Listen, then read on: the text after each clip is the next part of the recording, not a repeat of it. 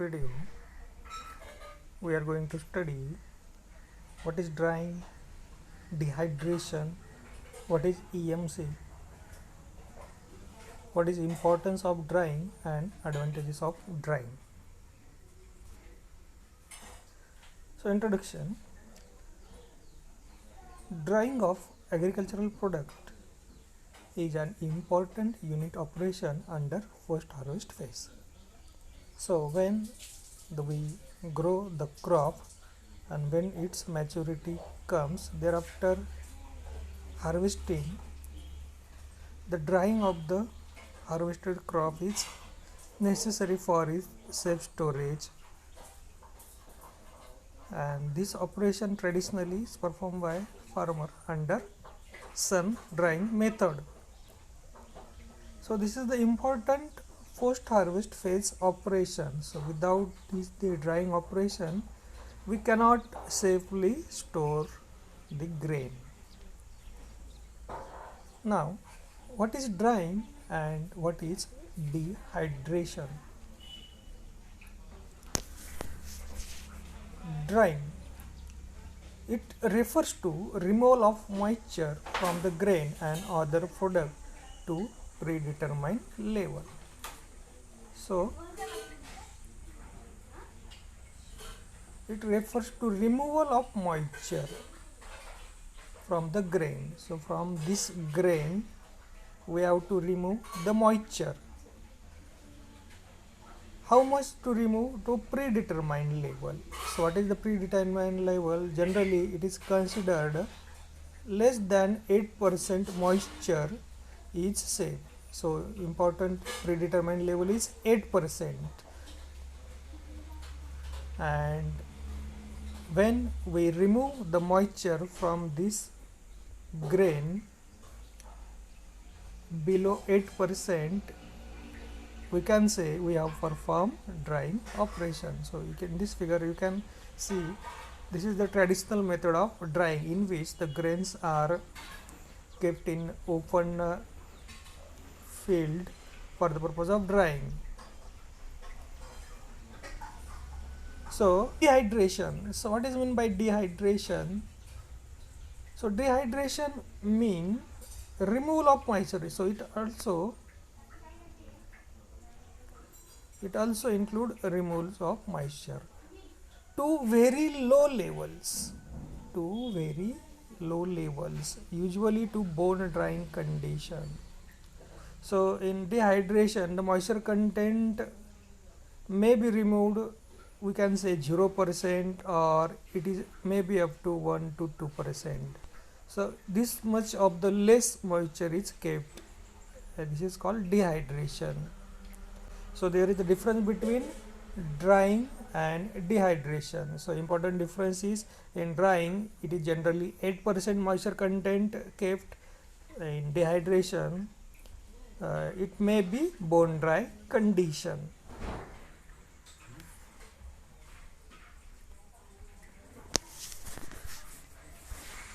Then what is equilibrium moisture content? Equilibrium moisture content, it is the moisture content at which the material is neither gaining or nor losing moisture. So this is suppose the grain, and suppose this is the surrounding, and if the moisture content of surrounding is say 22%, and if the inside moisture content of the grain is suppose 10%, then what happens? As the moisture content inside the grain is less, so there is a natural tendency of the grain is to absorb the moisture. So in this condition, when the surrounding moisture content is 22%, then this grain will try to absorb the moisture from the surrounding, and it will absorb the moisture till it is in equilibrium with the surrounding. So that is what equilibrium moisture content. And the value of the EMC depends on the material and relative humidity and temperature of the air with which it is in contact. So EMC depends upon the material, so which type of the material or grain is. Then relative humidity, how much is the relative humidity, and then third is the temperature. So how much is the relative humidity and temperature,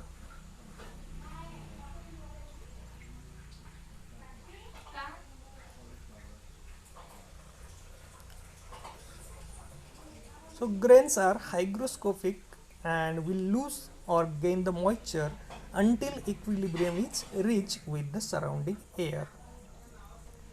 So why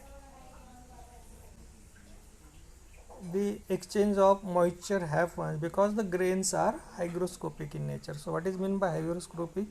These grains have a small pores or small sol holes on there. The relationship between equilibrium moisture content, relative humidity and temperature for many grains has been modeled by numerous researchers, the result of which have been summarized by Brooker in 1974. So you can look in this table. So this table is showing the relative humidity and at 25 degrees centigrade. So we take the example of suppose wheat. So if the relative humidity is 30%, then we can dry the wheat up to 8.6%, or it is a equilibrium moisture content. So if the relative humidity is now if the relative humidity increase, what will happen? You can look, EMC also increases. If the 100% is the relative humidity, then in wheat the equilibrium moisture content is 25.6.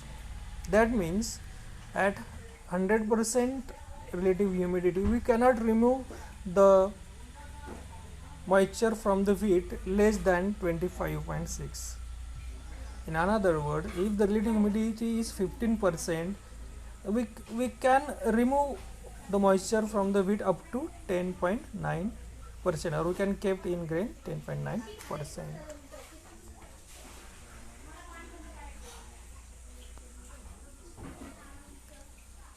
So it is very important to appreciate the practical significance of EMC. So under no circumstances it is possible to dry the moisture content lower than EMC associated with temperature and humidity of the drying air. So it is important, we cannot dry, or we cannot make the drying this lower than these values. These values are depends on this relative humidity.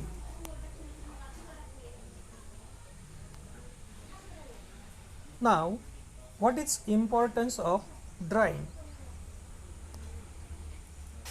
So drying is important because it is a thermophysical and physiochemical action. Then second, drying is most effective unit operation for protection of food grain. Then number 3, drying makes the material stable and thermal attacks of insects and microorganisms during the storage period can be kept at negligible level. So these are the 3 important of drying. Then next, what are the advantages of drying? So there are 7 advantages. Number 1, drying increases the quality of harvested grain by reducing crop exposure to weather. So it increases the quality of grain. Second, it reduces the harvesting losses. So harvesting losses are reduced. Then number 3, it reduces the dependency of weather condition. So by, if the drying option is available, we can harvest the crop earlier by 10 to 15 days. Then number 4, pest attack.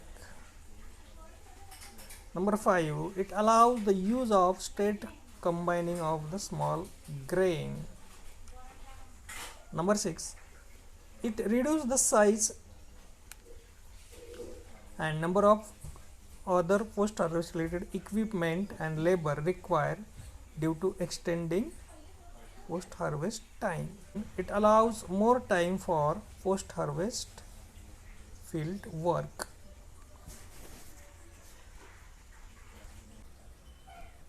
Now some question for practice. Question number 1, define drying and write the advantages of drying. So what is drying? So drying is the removal of moisture content to a predetermined level. Then question number 2, what is EMC and write the importance of drying. So what is equilibrium moisture content? So it is the condition at which there is neither gain or loss of the moisture from the material. And what are the importance of the drying? So there are 3 importance. Number 1, it is a physiochemical and physico-thermal process. Then number 2, so it is a thermophysical and physico-chemical action. Then it is the most effective unit operation. And number 3, it makes the material stable and it prevents the attack of the insect and microorganism. Then question number 3, write the difference between drying and dehydration. So what is the drying? Drying is generally done up to below 8% or up to 8%, while dehydration may be up to 0% or 1 to 2%. Then second difference is drying is made for the safe storage purpose, while the dehydration is made for in food industry for the other purposes. So this is the end of the video. Thank you very much for watching this video. Please like, share and subscribe the channel.